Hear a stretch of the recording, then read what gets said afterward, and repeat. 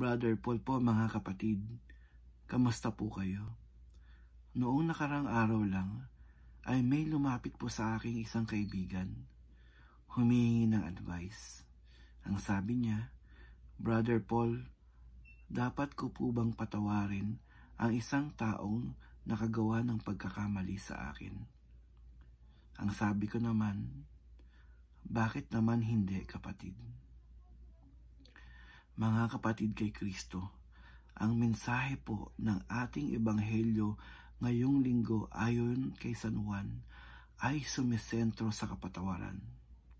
Kapatawaran na ating tinanggap mula sa Diyos.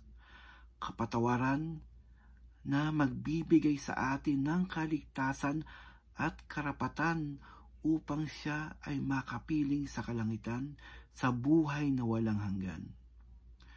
Kung tayong mga tunay na Kristiyano ay pinagpala at nagmana ng kapatawaran mula sa Diyos, hindi ba nararapat lamang na atin ding itong ibahagi sa ating mga kapatid? Hindi ba dapat lamang na tayo na pinakitaan ng kapatawaran ng Ama ay makitaan din ng pagpapatawad sa ating mga kapwa? Kung tayo ay pinatawad ng Diyos, hindi ba dapat lamang na patawarin din natin ang mga taong nakagawa ng pagkakamali sa atin? Yan ang mensahe ng ating ebanghelyo ngayong linggo, mga kapatid.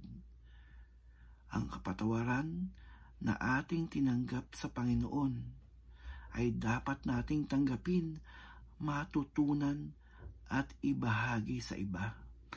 Yan ang tunay na Kristiyano. Yan ang tunay na nagmamahal sa Diyos at sa kapwa. Yan ang tunay na nakatanggap ng kapatawaran. Maraming salamat po.